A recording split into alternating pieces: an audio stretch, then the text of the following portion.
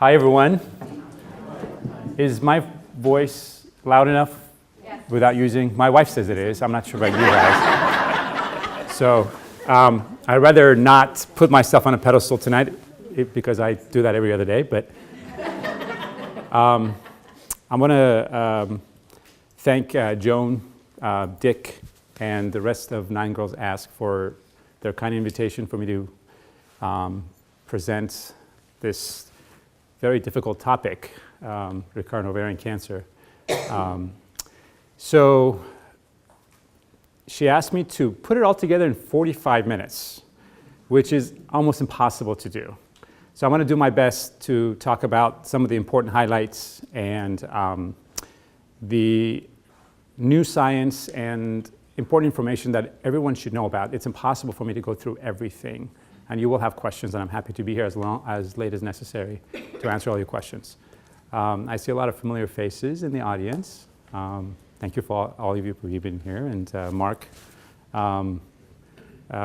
Mark's wife was one of my patients, and she's dearly missed. I just want to mention her tonight because she was a true epitome of a survivor in ovarian cancer. She really fought hard for a long time. And he was by her side the entire time. So thank you for being here tonight. All right. So I do not have any disclosure except the fact that I can't say no to Joan. It's happened over and over and over again, whether it's an email or a text or a phone call, whatever it is. She says, do something. And pretty much besides my mom and my wife, really, Joan is the only other person that I have a hard time say no to. So again, thank you for inviting me. No, I'm glad I'm not the only one. It is. You are very convincing, and you get things done. So I'm sure everybody in this here knows. And we've thanked you thousands of times for everything you do. So thank you again for everything you have done, accomplished for this organization, and also for allowing me to be a part of it at times. Ovarian cancer. It is a very tough cancer. Most of you who have been some way involved with it, whether yourself or through family members, already know this. There's nothing I need to tell you that you don't know already. It does affect many women in the country, in the US. If you look at the most recent statistics, in 2018, once again, about 22,000 cases are expected. This was the same number last year, it was the same number the year before. And about almost 14,000 women who will succumb to this cancer before the end of the year. It's considered a rare cancer. It's only 2.5% of all female cancers and about 5% of all cancer deaths. It's rare. The lifetime risk is 1.3% by age 80, but that's the average population. We all know that there are certain risk factors that will increase that risk significantly. I want to give a shout out to Brittany and Candy, who are here today. Candice, both of them are genetic counselors. If none of you have had any genetic counseling, those of you who've been affected by this cancer, if your doctor hasn't talked to you about it, definitely you need to see someone like Brittany or Candice, because you need to be evaluated for other reasons, other causes, besides just bad luck. Because there are causes out there, like for example, what we're talking about, the BRCA genetic mutation, that if you identify, there are preventative measures we can institute to prevent you from getting cancer or your loved one from getting cancer. So it is very important to acknowledge that. That number looks very small, 1.3% on the board, but there are many women who are at much higher risk of that. And if we can identify those risks, and we can do things to prevent them. So that's very important.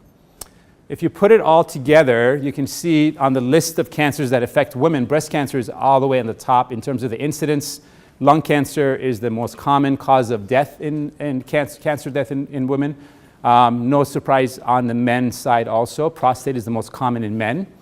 But it's down on the list of the incidence, but it's much higher on the list of cause of death because it is diagnosed typically very late stages. We are getting better.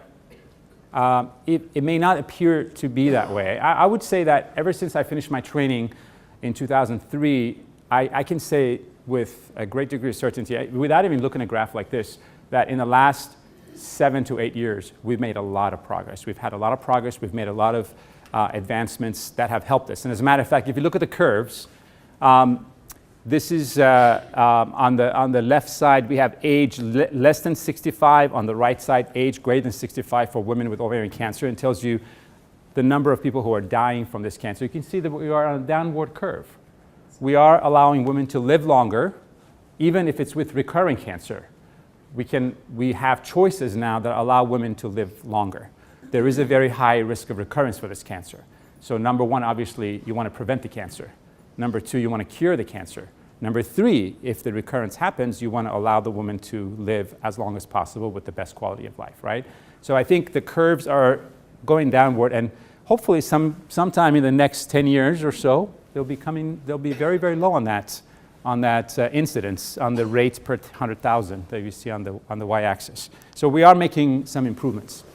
Now, in discussing some of the latest science, some of you may have heard this already, but what we call ovarian cancer, what we always thought that it started in the ovaries, that's not the case. Actually, the epithelial ovarian cancers, which is the cancer that affects women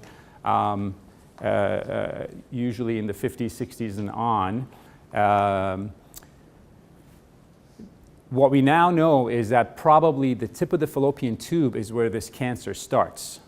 And this is a huge discovery because fallopian tubes are reproductive organs. They're not endocrine organs. They don't have any function outside of just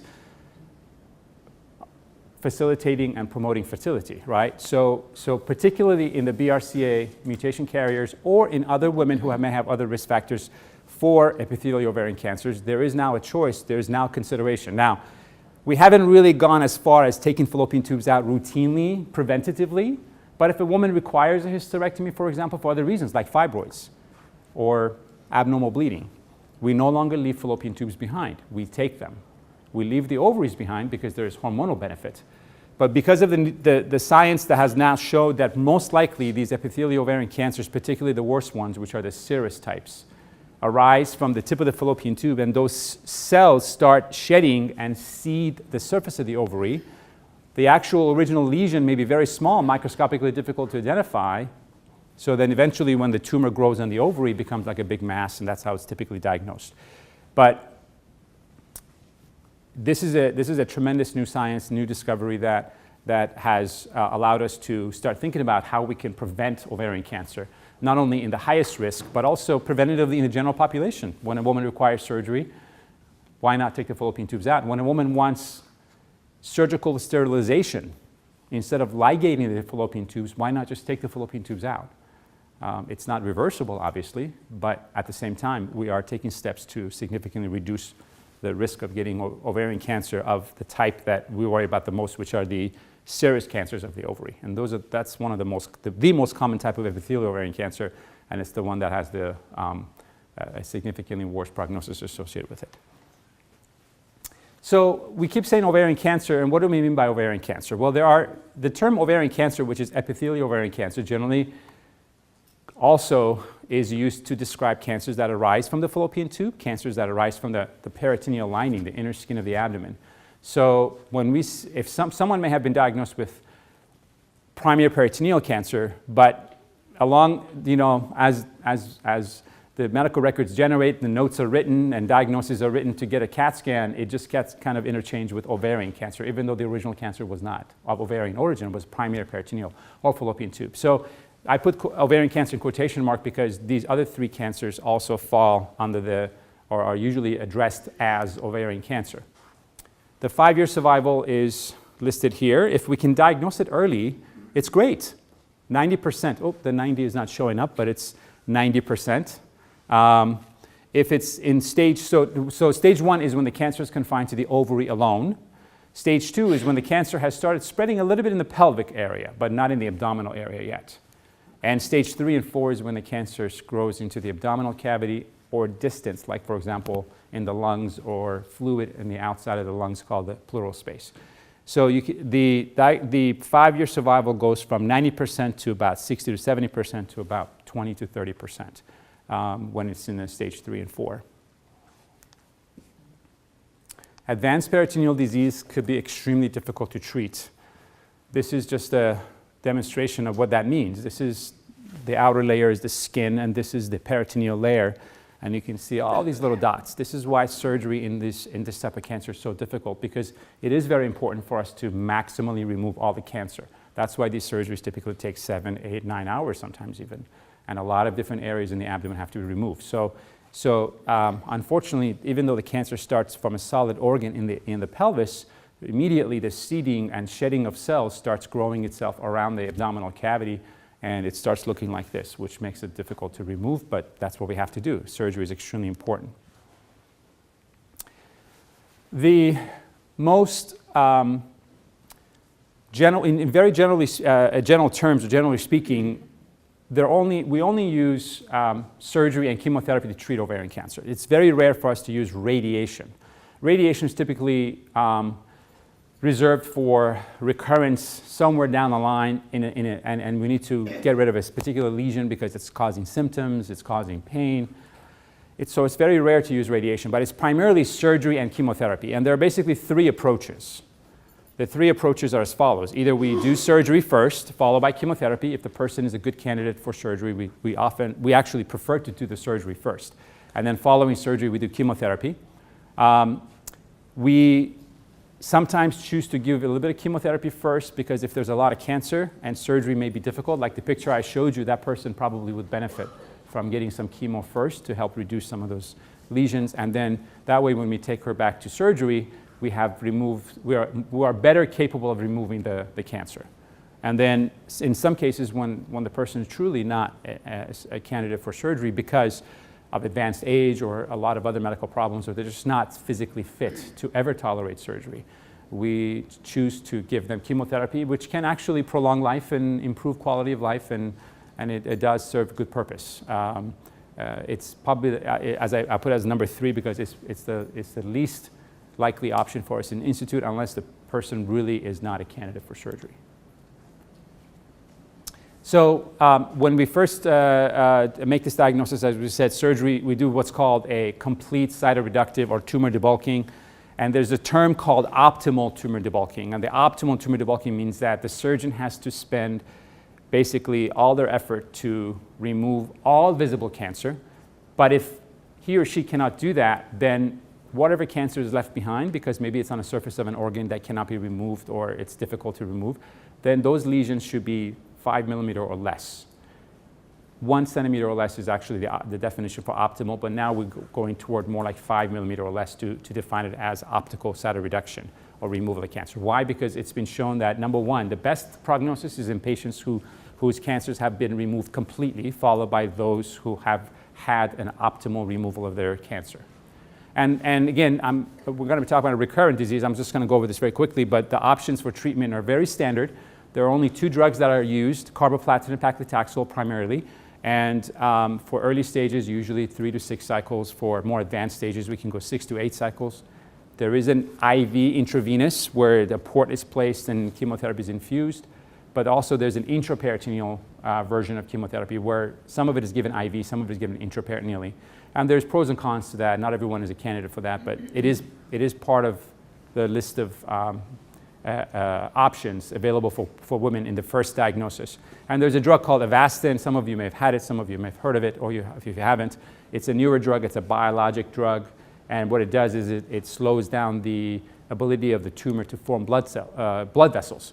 And so combinations with Avastin have also been now listed under the options for treating this cancer up front. So now we have more science to support continuing treatment after the first line is finished. And there's this concept called maintenance therapy. Maintenance therapy means that once a woman has completed her initial therapy, so if you look at it says diagnosis is made here, the first line chemotherapy is finished, and we consider her to be in remission, which means she has had a complete response, then at that point, there is a role for using what's called maintenance therapy. The idea of maintenance therapy has been around a long time. We've toyed around with different drugs and different modalities, but it hasn't become standard because there is a lot of side effects to keep giving chemo, and these side effects are cumulative. So it's very important to pick this option for the right candidate, for the right person. But basically, it is utilized for patients who have stage 2 to 4, and the maintenance therapy is continued either for a certain amount of time or until there's a recurrence. Hopefully not. Hopefully there will never be a recurrence and you just stop it because there's never been a recurrence. That's what we hope for. So currently, these are the available options for maintenance. This is based on the NCCN 2018 NCCN guidelines. If the patient initially received Avastin during chemotherapy, then after the chemotherapy is completed, she can continue to get Avastin for 15 more cycles, which is usually IV dose every 3 weeks. If she has not received Avastin during initial chemotherapy, then the options at that point will be to undergo observation. A lot of side effects with chemo: neuropathy, fatigue, nausea, vomiting, blood cells going down. It kicks your ass, basically, right? I mean, let's just be frank about it. Every woman who I've been privileged to take care of has always looked forward to that last dose. People coming out of the chemo suite high-fiving, tears, laughter. And for me to sit down and tell them, now you have an option to go for another 12 months or 18 months or 2 years. Okay, and here are the drugs. Here are the side effects.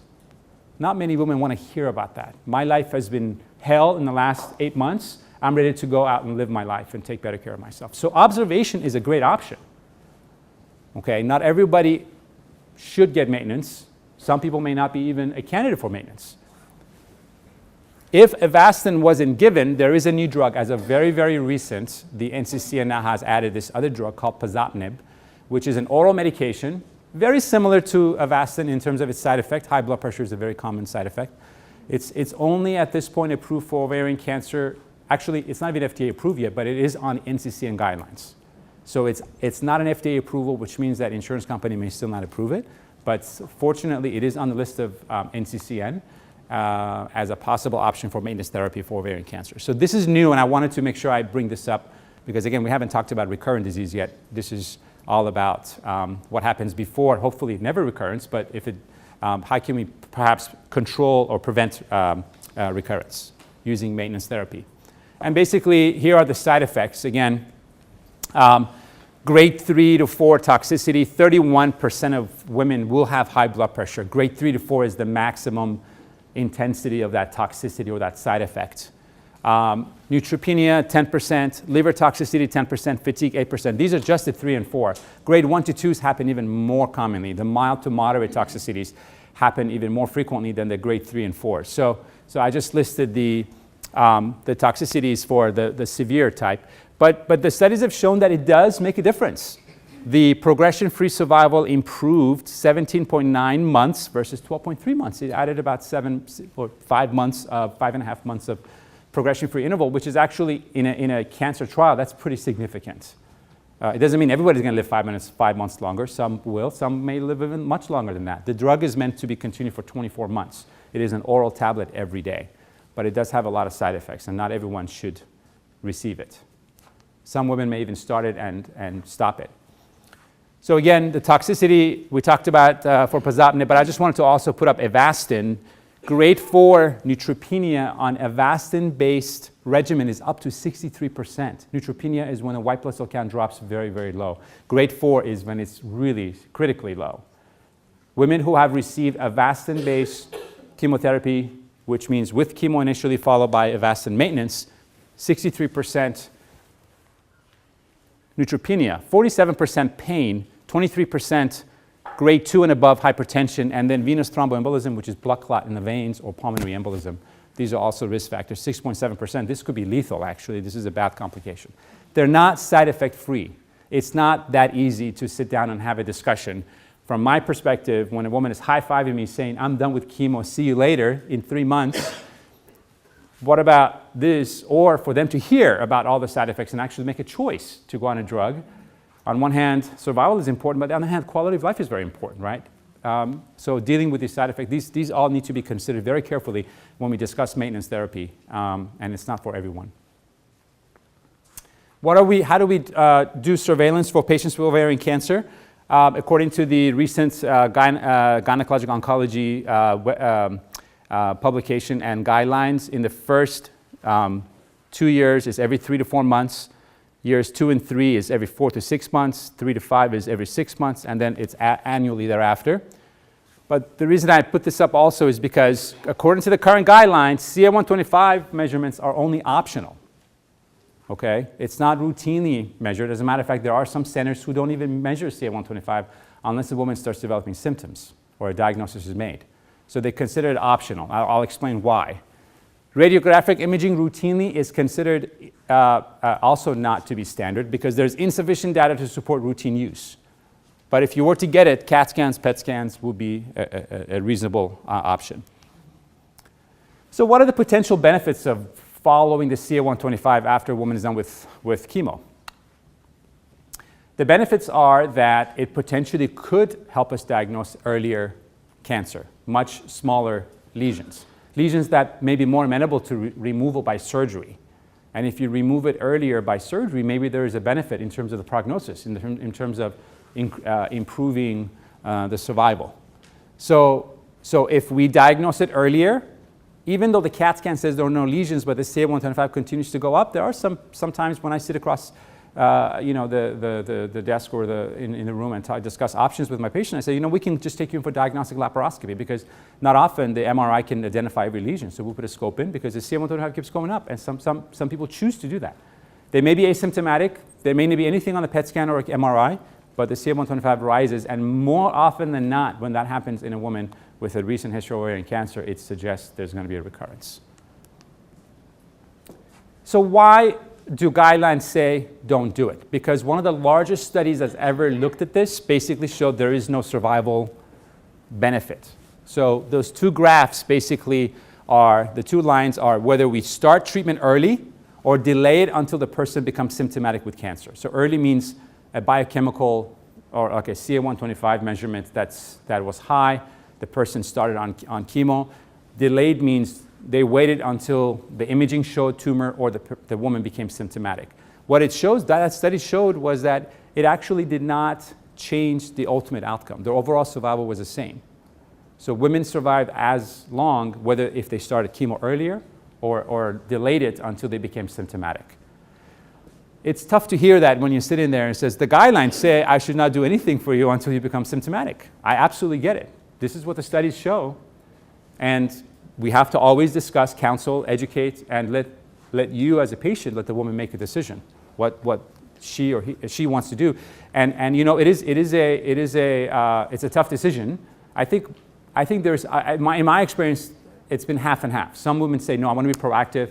I want to do something more, maybe get another scan in about 3 months or 2 months. Some say, no, take me to surgery, put a scope in, take a look. If there is anything that we can at least biopsy, remove, or even plan for a bigger surgery. So most women decide to have it done. And there is some benefit, but let me talk about this particular study showed. The conclusion for this study was that the early treatment based on elevated CA-125 does not improve survival, does not improve quality of life, and chemo had to be started 5 months earlier.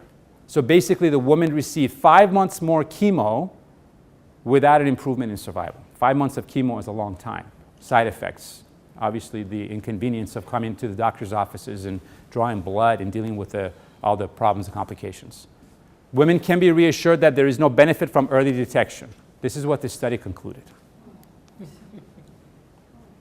Now, this is where I probably tend to be, and Dr. Dugan, my partner, we tend to be more in this school of thought, that if there is an early detection, even though it's based on a CA-125 and it's not based on imaging, there are studies to support that we can do things earlier that actually can help improve outcomes. Because these patients may actually become a surgical candidate, and for us to be able to remove cancers that are smaller would be a lot easier than to try to wait until they become symptomatic, which means there's so much more cancer. So the SRS, which means secondary surgery that's necessary for removal of recurrent disease, if patients who had an earlier diagnosis based on a CA-125 where surgery was done, they actually survived longer compared to those who the surgery was done later because they were waiting to be symptomatic. So it is better to intervene sooner so we can be more successful as removing all the cancer than to be conservative and wait until the cancers become symptomatic, which makes the likelihood of removing cancer completely less. There is value, as I said, even for, not only in the first, in upfront, in terms of the value of surgery, but also at the time of recurrence. There is value in the ability to remove as much cancer as possible, even for recurrence. So the Society of Gynecologic Oncologists basically has this statement about CA-125 that says patients and their physicians should be encouraged to actively discuss the pros and cons of CA-125 monitoring and implications of subsequent treatment and quality of life. So definitely needs to be discussed, and pros and cons, and you may have, depending on who your practitioner is, they may either say, no, let's wait, or they may say, well, let's watch it closely and do something about it maybe a little bit sooner than wait to reevaluate in 3 months. Oh my gosh, this picture's upside down. Not good. Anyhow. So this is me in Myanmar. And I was at this monastery. Oh my gosh, I was doing a selfie before like 150 young ladies. Shoot, hold on.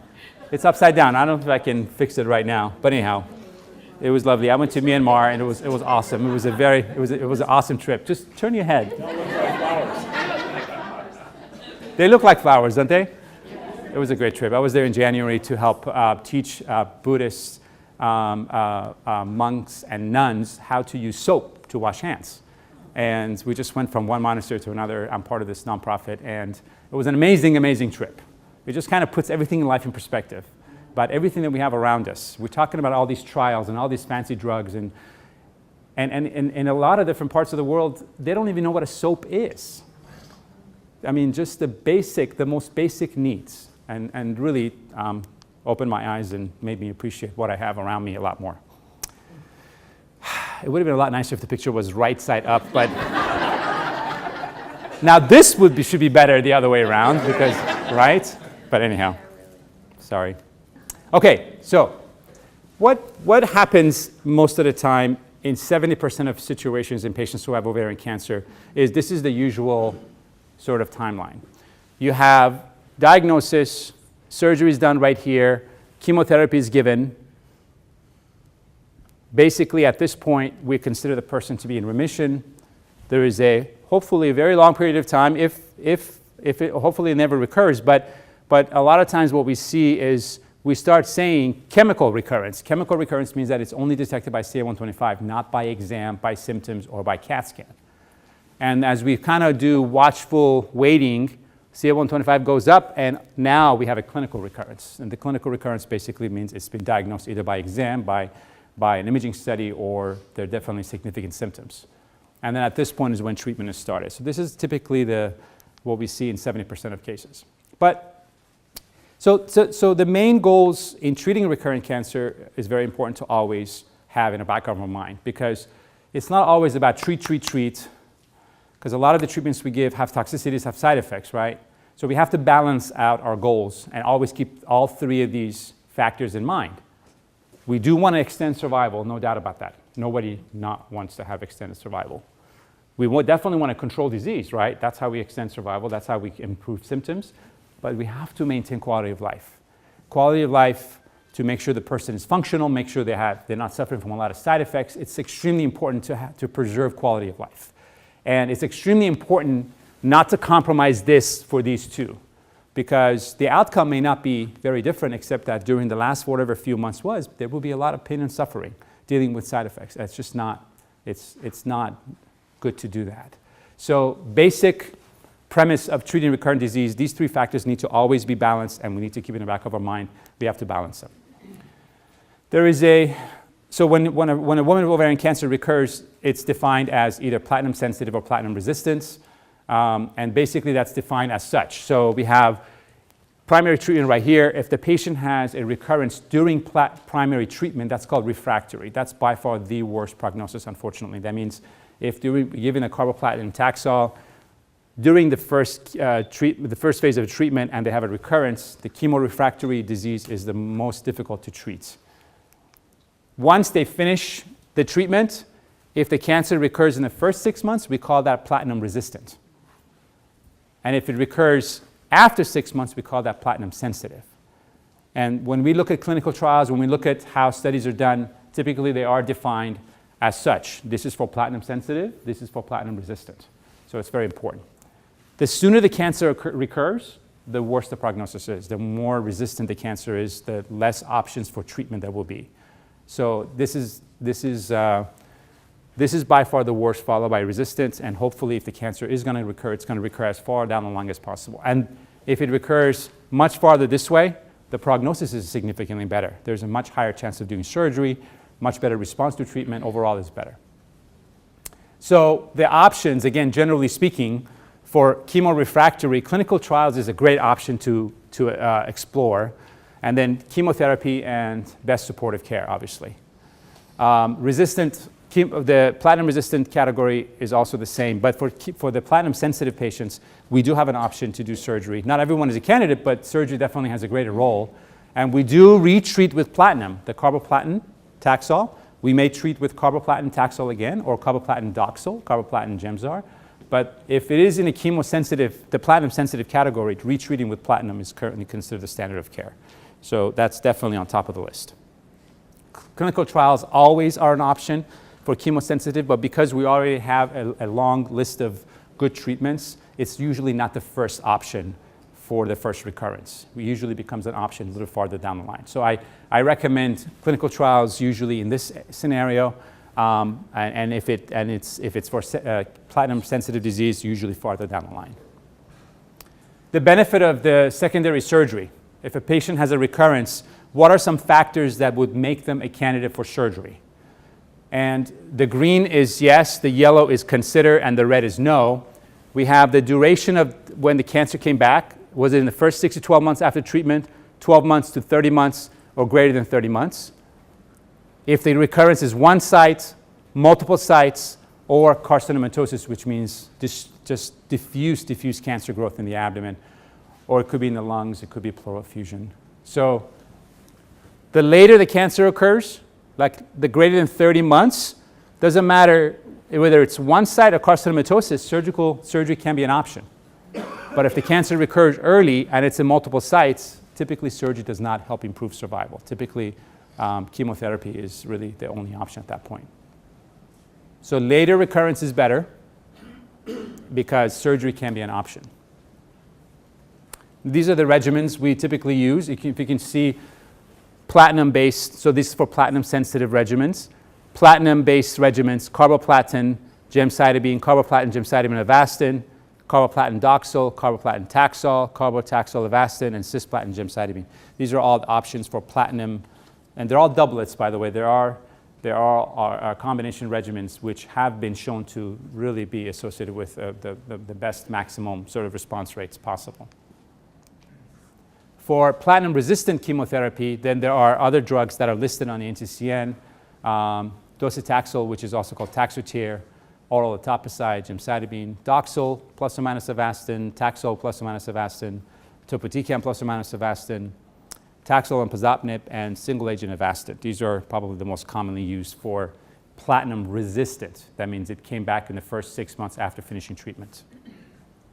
And then this is meant to not to be able to read because we have like 35 or 40 other agents. There are about 35 or 40 other agents that are listed on NCCN, which are acceptable agents to be used in ovarian cancer. Because remember, this is now becoming a disease where we can actually, the person can live with it a long time. They're going to go through many different cycles of regimens, and eventually we have to come up with plan H and L, M, and O, and on, and these are farther down the line plans. So we do use other agents that have been looked at and have been shown to be of benefit. These are the different categories. This is all on the NCCN website that you can look at. Okay. I mean, skip that. Okay, so I don't want to go too much over my time, so let's get to some of the important things we're here to listen about. Immunotherapy agents. Immunotherapy agents are a very big topic. Everybody asks about, is immunotherapy an option? There are billboards, there are ads. You've seen the ads with women running the dog on the beach, and there's all of a sudden at the last 5 minutes of the ad talks about all the side effects, right? 3 minutes of promoting it, 5 minutes of side effects, but the woman is still running with the dog all happy, right? These drugs have side effects. And it's important whenever we pick some of these newer classes of drugs to make sure that we discuss that, because these patients have already had a lot of side effects with all the other treatments, so we got to select carefully. At this point, immunotherapies are not yet FDA approved or indicated for ovarian cancer as single agent. As a matter of fact, when we look at them as single agents, there's only about 10 to 15% response rate. That means only 10 to 15% of the time the woman may have actually a response if we use it as a single agent. But where we are seeing some benefit is when they are coupled with other types in combination with other drugs. There are 5 drugs out there that are being looked at right now, and they're all looked in. The trials are looking at these drugs in combination with cytotoxic drugs like carbotaxol or Doxil. They've been looked at with PARP inhibitors, which we're going to talk about in just a second, combinations with Avastin. And as a matter of fact, NCCN now lists that pembrolizumab, which is an immunotherapy drug, can be used in certain category of ovarian cancers based on molecular profiling, which we'll talk about in a few minutes. And those are if they have a high microsatellite instability or some kind of a mismatch repair deficiency, Lynch syndrome. Anybody have heard of a Lynch syndrome? These are usually the tumors that may qualify for pembro. So it's beginning to surface. Typically, it's in conjunction with another drug. We usually like to use it in combo because it's been shown that by themselves they're not very effective. So do they have a lot of place now in treating ovarian cancer? Not a lot. It's rare for us to treat a patient with an immunotherapy in the beginning of recurrent disease, and it typically becomes an option farther down the line because we have so many other drugs that have been shown to be more effective. Then we have the PARP inhibitors. How many have you heard of PARP inhibitors for ovarian cancer? So PARP inhibitors are very, very exciting. You saw that downward curve on the survival incidence. We're going to see that number go down continuously because probably this class of drugs is going to contribute to it significantly. There are currently 3 FDA-approved drugs, Rubraca, Lynparza, and Zejula. And these 3 drugs are PARP inhibitors. Let me talk about what are PARP inhibitors. PARP inhibitors, or PARP, is an enzyme that is involved in DNA repair. This is an enzyme that's involved in DNA repair.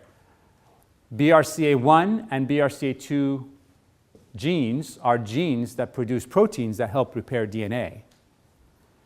So when this enzyme is inhibited, if the person has a mutation, that particular DNA loses its ability to repair itself, which means that cell will die.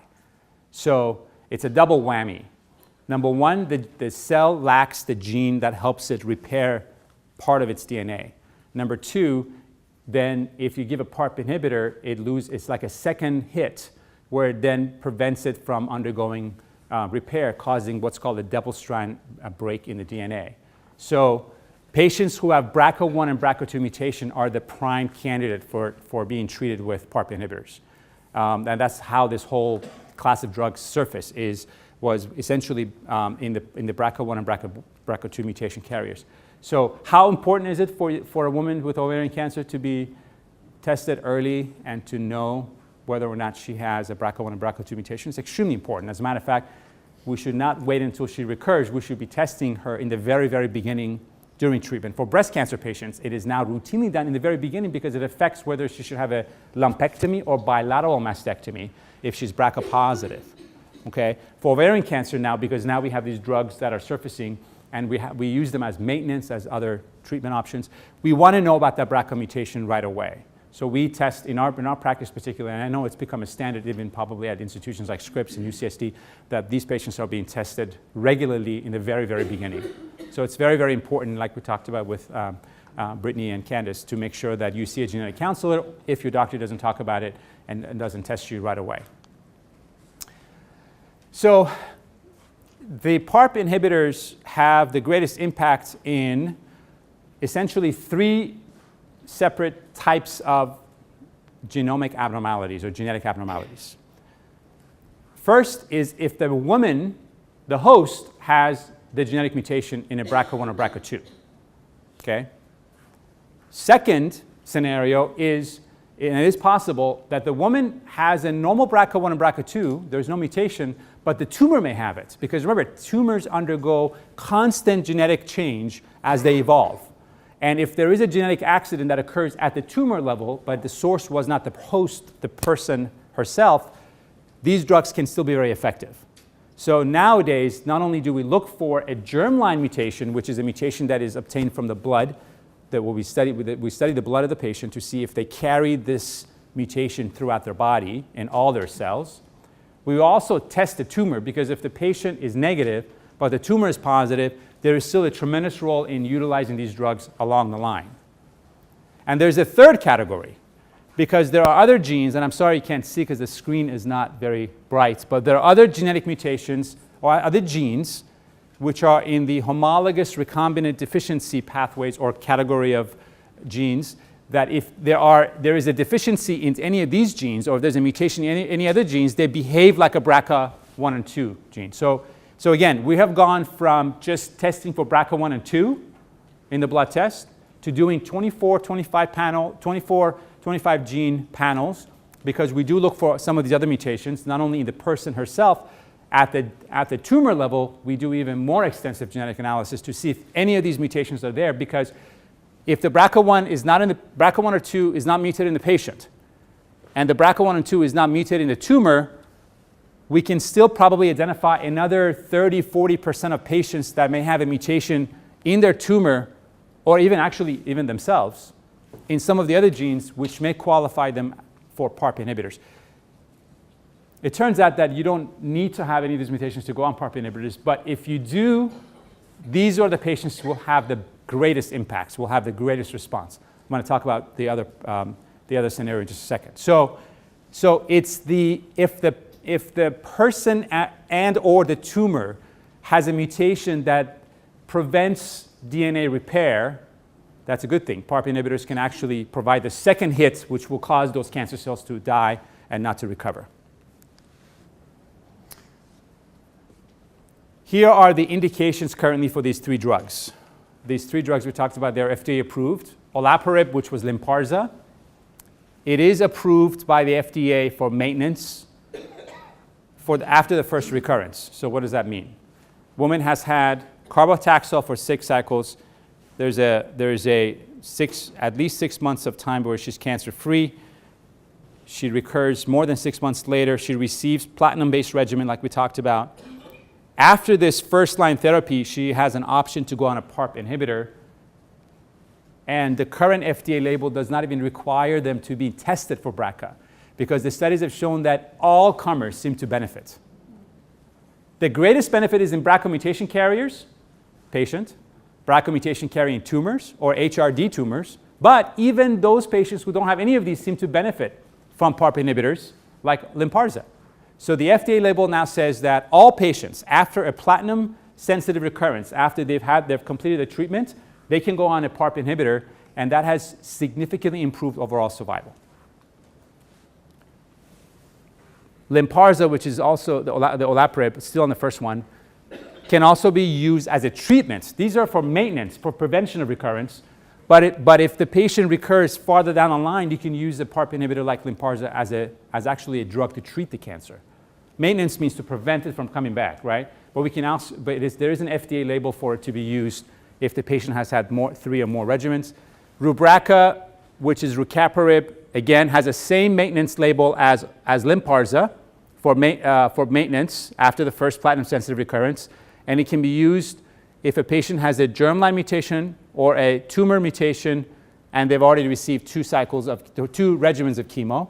And then the last one is Zejula, which is right now the only one. It only has a maintenance indication. Even I can't remember this. I have to put this on my phone and constantly like, wait a minute, can I give this drug to this lady? Thank God for phones these days, for God's sakes. Whew. I don't know if I could. Honestly, I can't remember everything. But here's a little slide summary that basically says that we do have 3 different PARP inhibitors which can be used along the line down, for prevention of recurrence and for treatment of recurrence. And as I said, these 3 drugs or other drugs in this category are going to allow this curve to continue to go down. Hopefully 5 years from now when I present before you again, that curve will be way, way, way, way lower. There are side effects, and I just only listed grade 3 to 4 side effects. Everyone who wants to go on these PARP inhibitors, which are oral tablets, by the way, they're all oral tablets, should be aware of side effects. These are severe side effects. Anemia, fatigue, nausea, vomiting for olaparib. Fatigue, anemia, again, for rucaparib. Thrombocytopenia, which means low platelets. Anemia. Neutropenia, which means low white blood cells, or hypertension. These are grade 3 to 4 toxicities. So these are not toxicity-free treatments. They have a lot of side effects.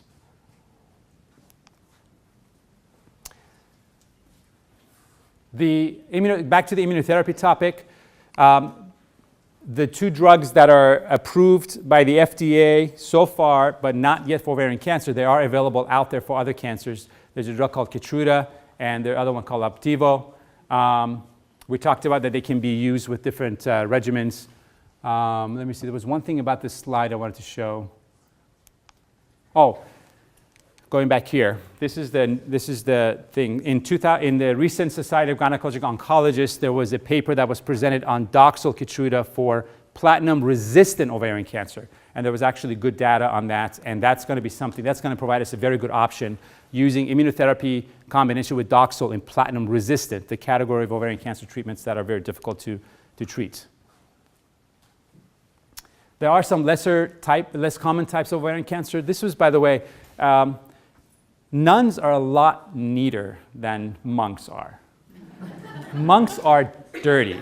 They barely bathe. Their bathing environment is just dirty. You could probably find one soap in a monastery with 1,500 monks, whereas in a monastery where there's 200 nuns, they're everywhere. There are cleaning stations.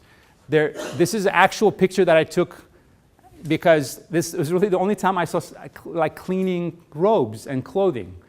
Nuns are very, very clean. So we actually took some nuns to the monasteries with us to allow the women to be influences on the men. Now, a lot of them were very dismissive, but many did listen, many actually did help, and the nuns helped us actually educate the monks how to wash hands, which was awesome.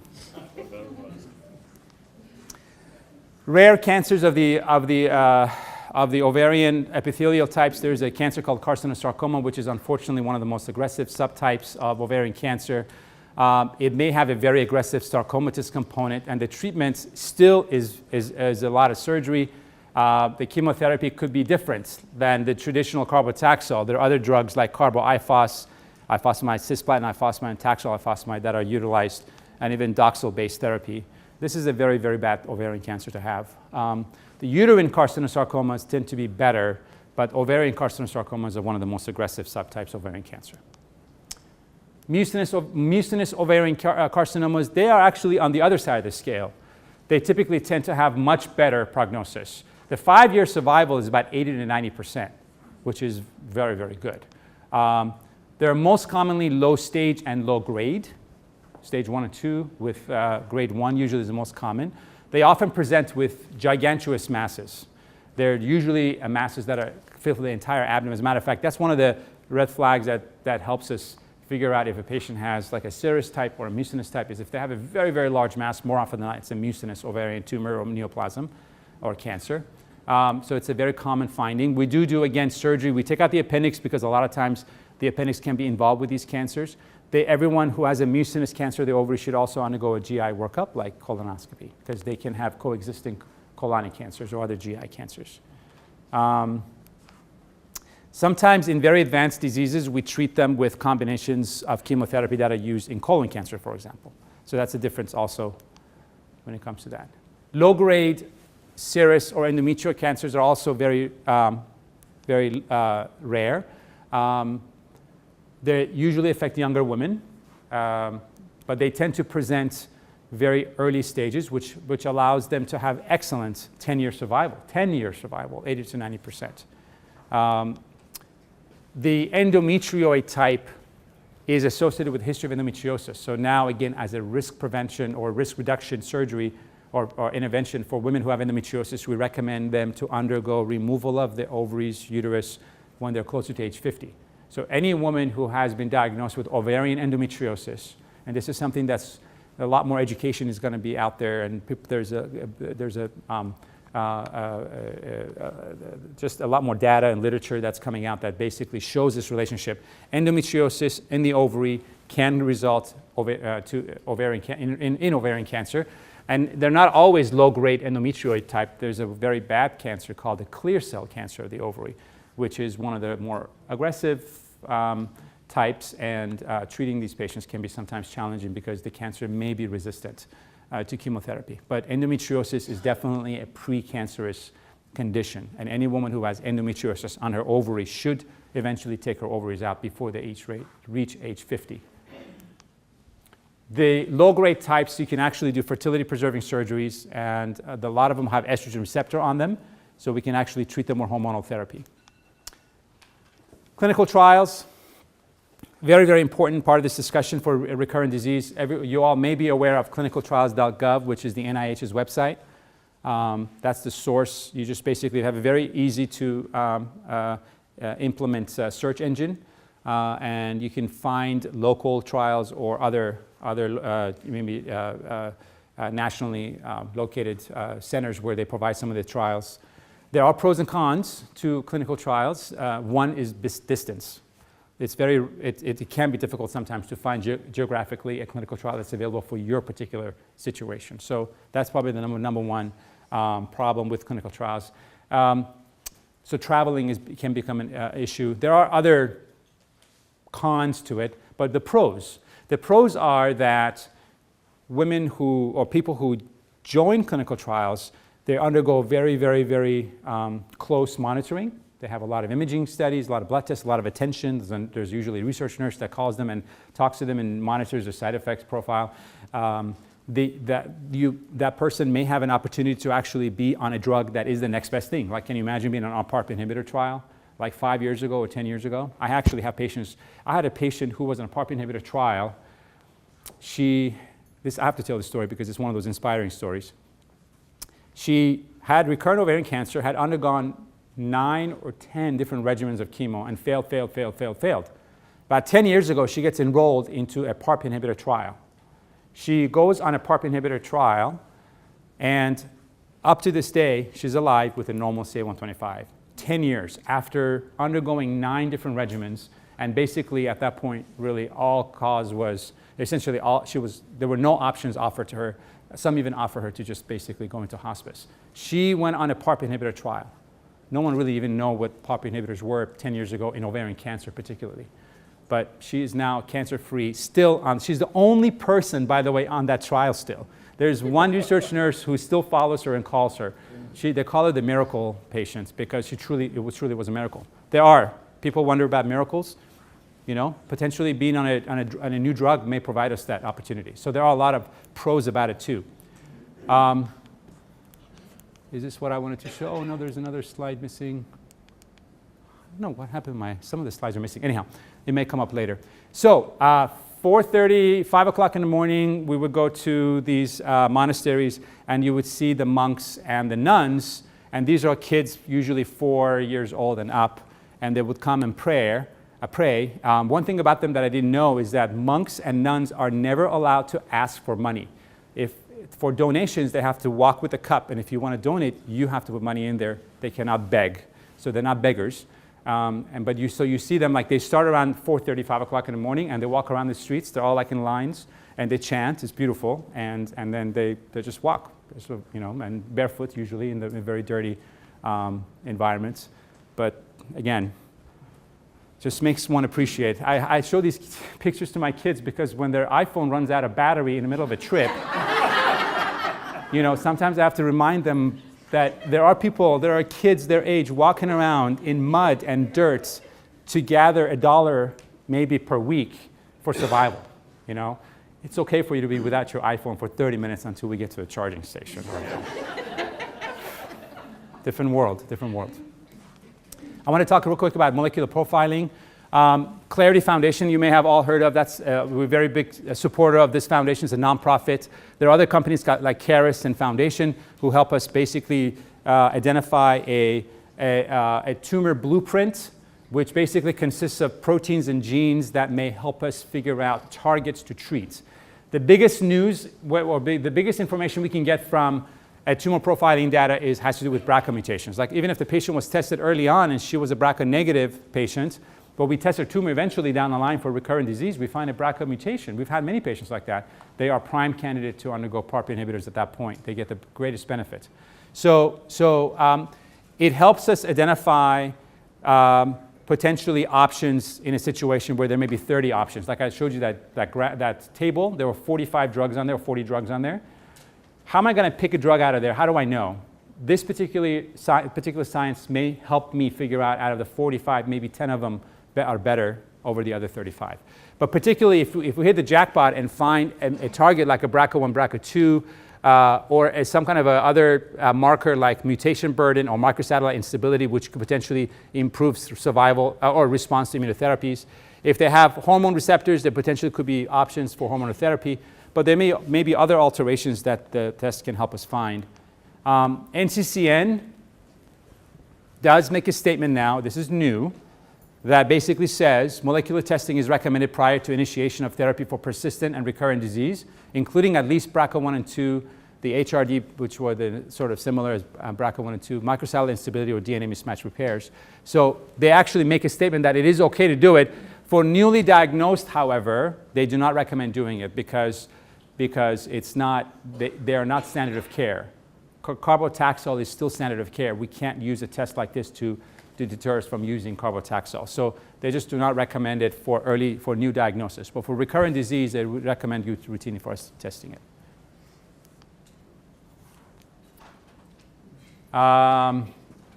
This was a very organized monastery.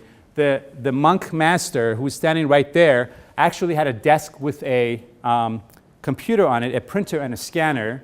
And the kids were, a lot of them had phones, and they were into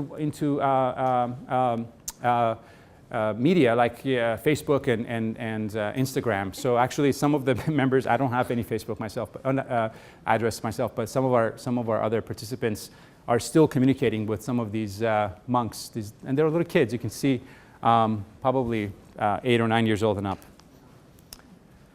Last couple of slides. This is very important. Palliative care is now being integrated a lot more into cancer care. There are a lot more programs developed for palliative care. Many cancer centers, whether it's Sharp, whether it's Scripps, whether it's UCSD, have actually palliative care services. And what basically palliative care is supposed to do is to provide patient and family-centered care that optimizes quality of life by anticipating, preventing, and treating suffering. And the components are all of this. So there's continuum: physical, intellectual, emotional, social, and spiritual needs of the patient and family. It requires an interdisciplinary team. It is a continuum from inpatient to outpatient. It should be initiated as early as necessary in the course of treatment. There was a study in lung cancer patients called ENABLE. What they found was early intervention with palliative care in these patients actually resulted in better quality of life, less aggressive end-of-life care, less depression, and even longer survival by 2.7 months, which was very interesting. So there are many, many studies out there that show that integrating palliative care into a cancer survivor or cancer patient care is very important, and it should be addressed. This is a painting that was in one of the monasteries, but it's the balance of good and evil, and it's a great story that our guide told us about. But this is a reminder for me because I'm a doctor. I have knowledge of chemotherapies, clinical trials, protocols, all of this toxic treatments that we have, and we're actually making a difference. We have a lot of great options these days. It's better to be someone with cancer now than it was 10 years ago. So I'm proud to say that because this is what I wanted. This is what makes it worthwhile for me. But there is another component to this. It is very, very important for us to take better care of ourselves. Okay, Nothing replaces having a strong body and a strong mind. I try to instill those thoughts and those ideas in my patients early on. I call it the Bahador 4 pillars of well-being. Some of it have heard it as such, some of them just kind of indirectly have heard it, but it is important for us to take better care of us in terms of nutrition, in terms of exercise, in terms of stress management, in terms of avoiding toxins around us. These 4 things are extremely critical because at the end of the day, you can have as much chemo as you want, as you can get, but if the host is not hostile toward this cancer, our main defense, which is our immune system, and the environment that our body has, that constitutes our body, is not hostile toward cancer, we're not going to win that battle. So does it add survival? Absolutely. Every study that's ever been published on health, nutrition, exercise, stress management is a big one. We actually know how stress causes cancer. Every single biochemical step that basically causes stress or has shown that stress causes cancer has been identified. Stress management is a big part of this. And how does a cancer patient not be stressed, which is kind of ridiculous. But there are ways we can control and develop a very strong mind on top of a strong physique. Meditation, mindfulness, laughter therapy, watching funny movies, getting remarried again, love, hugging each other, prayer, spiritualism, whatever God, whatever entity you believe in, have faith and really try to strengthen your mind. That will help you strengthen your body. So it is extremely important for us to remember that, emphasize that throughout our treatment, because I can't be there at your house to see what's in your refrigerator, what kind of food you eat, how often you exercise, and whether or not somebody cuts you off on the freeway, you flip them off or you curse at them, okay? But these are things we can control. I can't control it, but you all can, right? So I challenge you, next time somebody cuts in front of you on the freeway, instead of cursing or having bad thoughts or speeding up just to get close, high beaming, just challenge yourself. You know what? That person may have been going to the emergency room because he just got a call from school that his kid was just injured, right? Or something worse happened, or maybe a wife was in labor or something, right? Mindfulness. Utilizing tools to help bring down the level of stress. That stress causes a lot of chemical changes in our body that really suppresses our immune system. So it's a whole lecture by itself. But I just wanted to, instead of showing you slide on that, this is a great way to segue into that. Don't forget that is a very, very, very important part of surviving cancer, fighting cancer, preventing cancer from recurrence, and actually just preventing cancer altogether. And the last is just a beautiful 5 o'clock sunrise in one beautiful monastery in Yangon, Myanmar. And that's it. Sorry it took so long, but that's all I have to say. Thank you.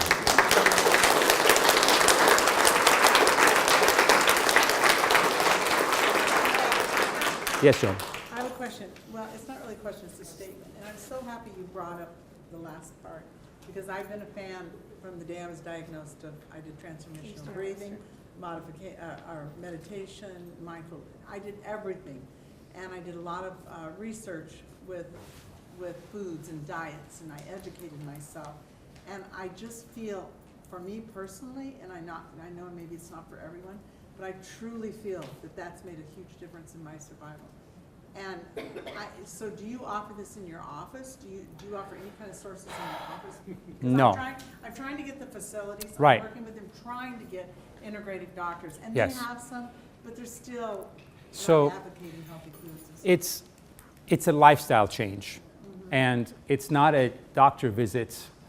So the amount of time I have to sit there and talk to my patients when they come in for chemo visits, right? And initial diagnosis, when you're told you have cancer, you have to go through this discussion about surgery. When they come back, they want to talk about diagnosis and prognosis and the next plan. I mean, there's so much to talk about, right?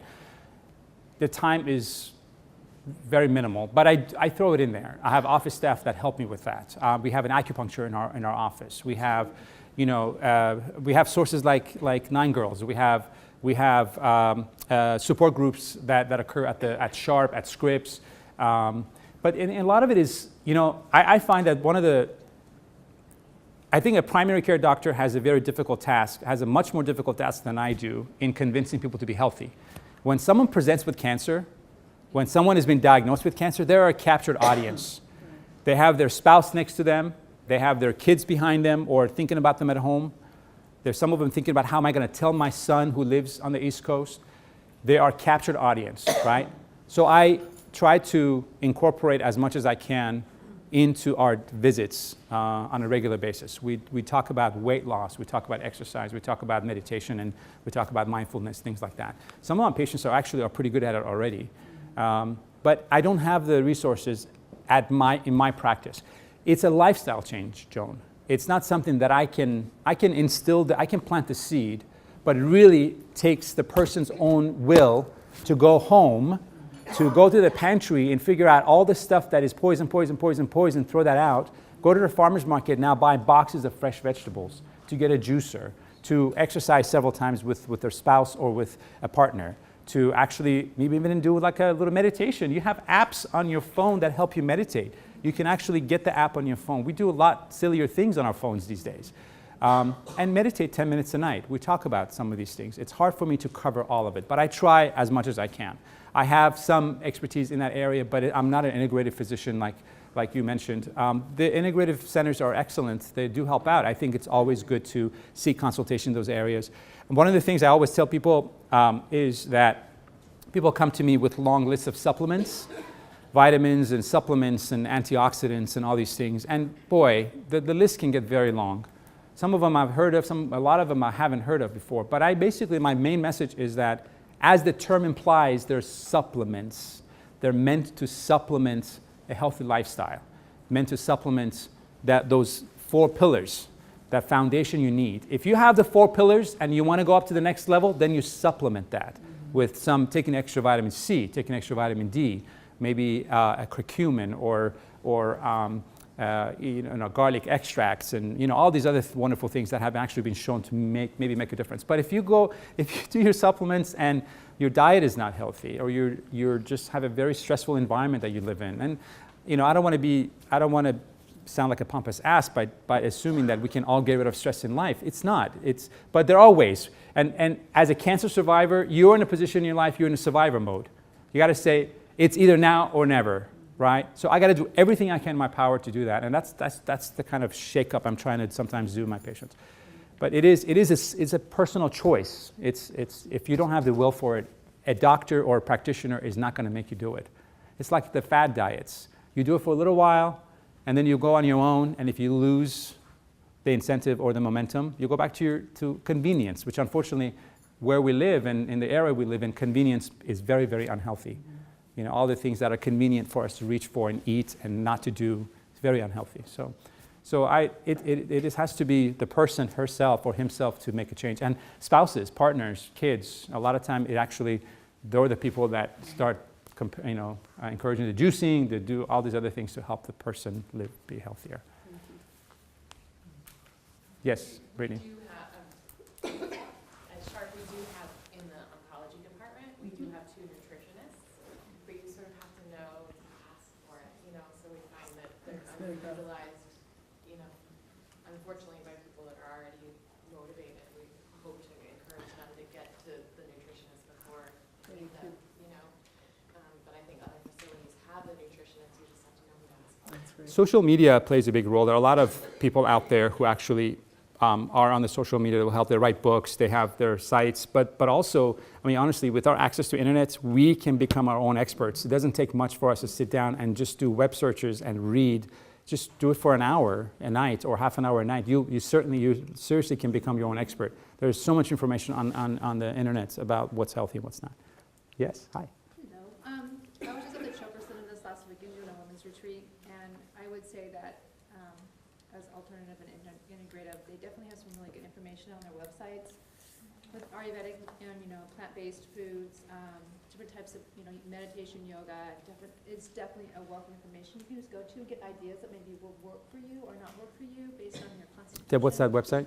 The Chopra Center, just going to the Okay. Chopra Center website. Chopra Center. And look up Ayurveda, look up their yoga, look up their meditation. And it can tell you, it's a wealth. You can go in 6 tastes and it tells you what you should have on your plate to eat. The Chopra 6 Center is CHOPRA center.com. Okay, thank you. Yes.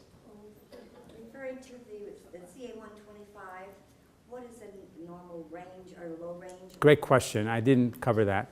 So the one thing about patients who have women with ovarian cancer is that every woman may have their own range, by the way, because for example, one woman's baseline is 6 and 7 or 8, another woman's baseline could be 16, 17, 18. But if that woman goes from 6 to 17, there's a concern. But if the one from 17, that goes to 18 or 20, that's not really a big concern. So it's highly individualized. Typically, we want it to be stable. It's more of a pattern, so make sure there's no rise. That's why we check it every 3 months usually. So if you think about when you finish chemo, and after you finish chemo, your numbers are in the single digits or in the low teens, that's a pretty good number, generally speaking. I've had patients who came down to 20s, and they stopped at 20s. I have a patient who's 6 years cancer-free, stage 3 ovarian cancer. She's always been in the 20s. Never went up, right? But that's an outlier. Generally, you wanted to see it go into single digits, maybe low teens. Don't get nervous if one time it goes from 6 to 8, because remember, these are blood tests. It's a protein that's measured in the blood. Depending on how much water you drank that day, or whether you recently recovered from a cold and you were coughing, and sometimes these numbers could be a little bit up and down. So we don't care about the 6 to 8. We care about the 6 to 30, for example. And that's when we follow it closer. So the normal, every person defines their own normal, but most of the time it tends to be in the single digits to low teens, low to mid-teens. Yes. Could you share some of the results from that recent paper regarding the Doxil and the Keytruda that really excite you with regards Yes. to those patients who have the platinum-resistant? Sure.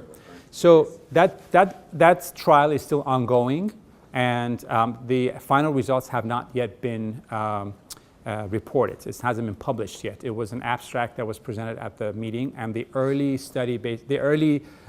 results show that when you compare it with Doxil alone, the Doxil pembrolizumab, which is Keytruda, does prolong the progression-free survival. So we have to wait for the final results of that study to see what the significance of it will be. But when we're dealing with a cancer that's so difficult to treat, which is the platinum-resistant subtype, seeing that difference is a big deal. Doxil is a very commonly used first or second line drug in platinum-resistant cancers. Usually Taxol first, followed by maybe Doxil or topotecan. So in this study, adding Keytruda actually showed that it does help improve the progression-free survival. But the results are still pending on that. So the first thing that got me excited is that now we're looking at options for platinum-resistant. I have a lot of options for platinum-sensitive, but that excited me. And also, it does give me one more option because we have Doxil Avastin, which is also an option for platinum-resistant. But if the person has significant hypertension, or if they've had God forbid, a heart attack or a stroke, or if they've had blood clots, Avastin is a problematic drug. So now with the immunotherapy drugs, Keytruda now gives me a second combination drug that I can give in addition to Doxil that will help improve the response. So that's another reason why I got excited about it, yeah. Don't go to your doctor and ask for Doxil Keytruda. It's still not a standard of care. It does, more often than not, Keytruda is not even authorized by the insurance company. It's not going to get paid. These are just presenting the early science, but hopefully in certain situations it may be an option, and hopefully sometime very soon we'll have some FDA indication for it. Yes? Hi, so I have a Hi. question about the PARP inhibitors. So if somebody is doing like olaparib right now, Yes. and let's say then I... Maintenance? Maintenance, Okay. maintenance Uh-huh. after my first recurrence, and I'm BRCA1. Uh-huh. And so does that mean that I can't have any of the other PARP inhibitors later? Very good question. So sequential PARP inhibitor treatment is currently being investigated. Okay. We don't know whether if you, God forbid, fail the PARP inhibitor olaparib, would you be a candidate to go on a one of those other PARP inhibitors? We don't know that yet, because all of these clinical trials that have been conducted in PARP inhibitors, one of the exclusion criteria was that they could not be on previous PARP inhibitors, which kind of makes sense because you don't want to muddy the water too much, right? You wanted to have a clear, concise population of patients to look at to see if there's a benefit. So we don't know, number one is the answer, we don't know. Have I used this sequentially? Yes, but typically if I'm instituting another PARP inhibitor, I'm using it in combination with another drug. So there are now combinations with PARP inhibitors that are reported out there that we have been doing that. We have been utilizing that approach. Because if either you or the person herself is a BRCA mutation carrier or the tumor is, there may be still continuing benefit from keeping the person on PARP. Because recurrence, not all sites of recurrence are genetically or molecularly the same, right? If that PARP inhibitor helps to control part of the disease in one place, right? But another area of disease has come up, which may not be sensitive to PARP inhibitor because that somatic mutation was reversed or there was a reversal of the BRCA-ness of that area. I'm not going to take her off of the PARP because she had good benefit in some other part, right? So I will keep her on the PARP to try to maintain that same response in some of the other cancer areas, whereas a new area of disease then can be treated with another the combination drug that it comes with. So combining PARP inhibitors with another drug, one or two other classes, is now being looked at. And yes, Doxil, yep. Even with carboplatin and PARP inhibitor. There even the combination with a PARP inhibitor and Avastin, a PARP inhibitor and immunotherapy. These are I'm going to ASCO, actually, the American Society of Clinical Oncology meeting, largest oncology meeting in the world, is this week in Chicago, and I'm expecting to hear a lot about that. So typically it's best not to switch from one to the other, but maybe perhaps use another PARP inhibitor in combination with another class of drug. Thank you. You're welcome. The one thing I've always wondered is, okay, so you get all your treatments, you're clean for a year, 2 years. Me, it was 5.5 years. Okay? Why? Yeah. Why does it come back? The holy grail of cancer, honestly, it is truly the holy grail. If we have this answer, we obviously will wipe out all cancers. I mean, is there like a cell that's still left in you? Yes. So is there a cell? Yes. Why can we find that cell? Because it is not dividing. It's probably, there are two scenarios we know about. Number one, there are cancer stem cells that survive because you've killed the cancer cells that look like cancer, that are dividing the way cancer cells should, and the drugs we give it make those cells die, but the ones that are not dividing are not affected, because a lot of these drugs, the cytotoxic drugs, like for example platinums, the way they work is by preventing DNA repair.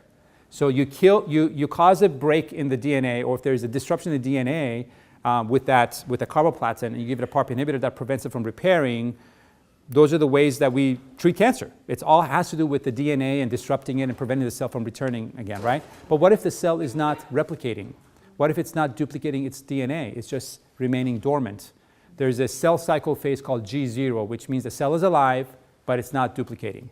So if the cells are in G0, they are literally flying under the radar, right? Or if the cells that are left behind from the tumor are at the stem cell level, right now one of our biggest struggles in the science is identifying cancer stem cells and treating those cancer stem cells, because they look generic. They may look like other stem cells in our body, which we can't destroy because otherwise we will not exist.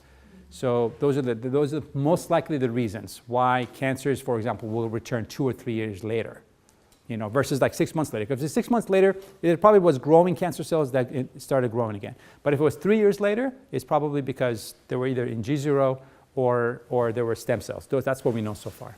Okay. Yes? For those cells that might be dormant, does the molecular typing hold a possibility of identifying them? So it's a very good question. So the molecular typing comes in 2 ways. There is a tumor testing, that we directly sample the tumor for testing. There's now a science where we draw blood and we look for circulating DNA fragments that are coming from the cancer, because the cancer cells continuously shed DNA into the host's bloodstream. So the blood-based tests are now utilized to profile a person's cancer who does not have tissue accessible.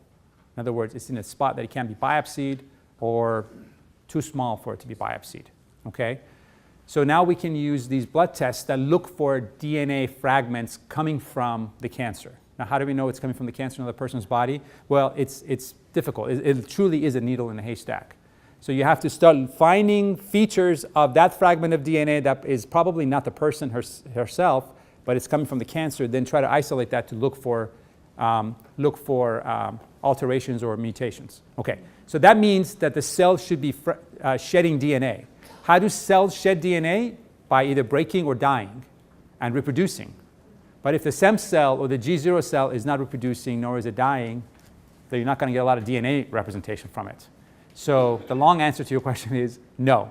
We can't identify that cell. I just wanted to go through the thought process with you so you understand why we can't. They truly are flying under the radar, because if they're not represented in the sampling that we can do, either by tumor testing or by blood testing, then we have no idea how to profile them, what receptors they have, what alterations they have that we can attack. It's coming, though.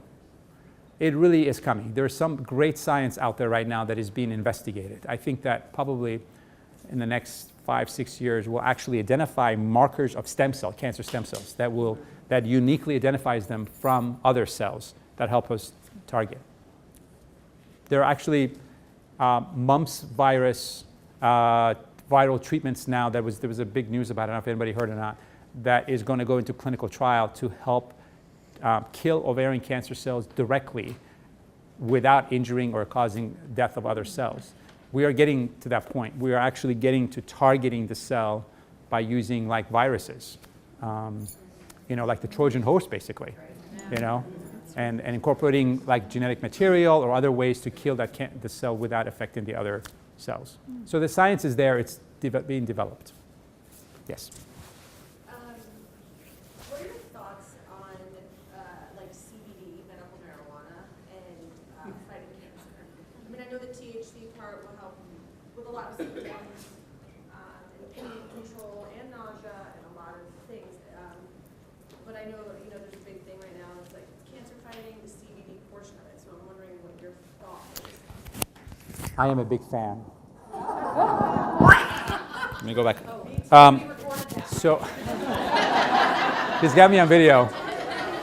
A very, very important question. And actually, last year's ASCO meeting, there was a session on cannabis and the role of using cannabis, whether it has to do with symptom management or actually therapeutic. The therapeutic science is still not there.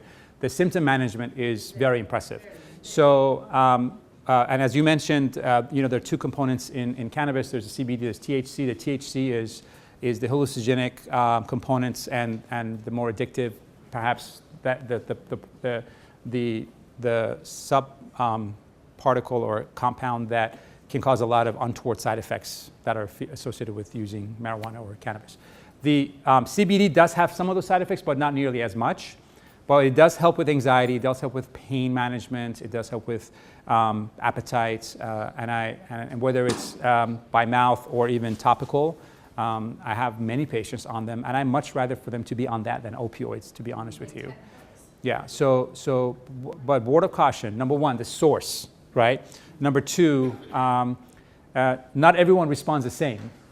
I've had actually patients who basically did it once and they became so loopy and so they didn't like the way they felt. They felt very vulnerable, very paranoid, and they said, I am not doing this anymore. So if you are going to use it with great caution. Make sure there's a friend next to you. Make sure there's a family member. I mean, really, we've had some people that actually had very bad reactions first time. But I think they now are available, and they do provide a great option. There is an app called WeedsMap.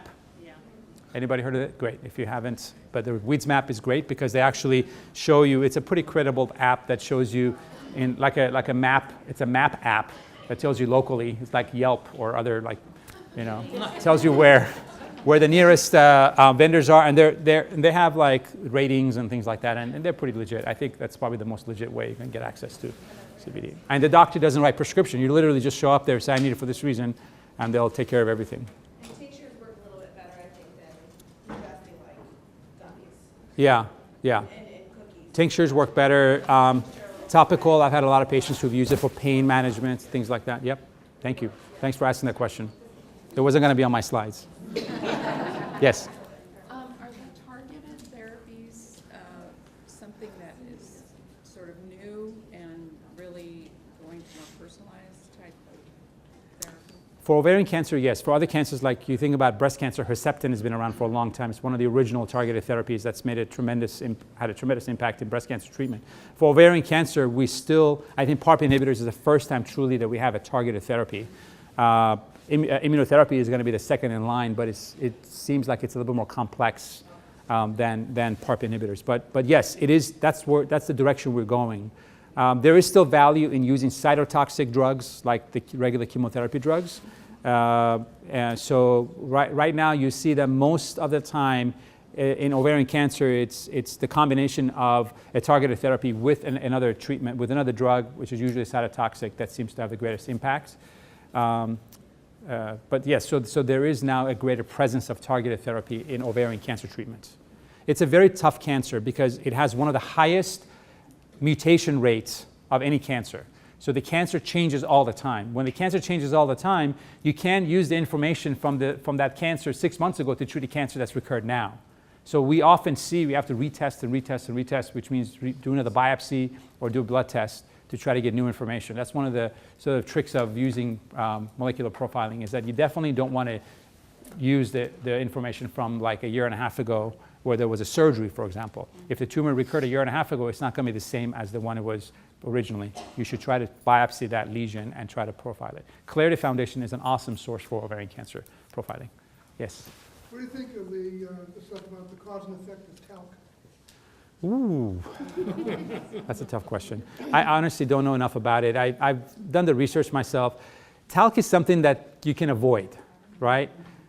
It's not like plastic bottles where they're almost unavoidable. Because we also, if you read about plastic bottles and drinking and water from a plastic bottle, you'll hear probably a lot more, how much more toxins there are in a plastic bottle than there are talc. But there seems to be some science behind it. I think that probably you're going to start seeing it disappear. A lot of these companies that manufacture products that have talc in them are withdrawing them now. There are also a lot of allergies nowadays. So one wonders, why is the body reacting to this compound, So it's not something that belongs in our body. There are some reports that exposure to talc may increase risk of ovarian cancer, prostate cancer, some of the other cancers too. So, but it's not part of my history. Like if a patient presents with ovarian cancer, I ask them about their family history, but I don't ask if they use talc or not. So it's still out there. There's a lot of money involved in it. It's the legal aspect of it. So, but it's, if there's a question about it and it's unnecessary, why do it? Just don't do it. That's my motto. Wow, I answered everybody's questions. Yay. All right. Thank you. Thank you so much. Thank you, guys.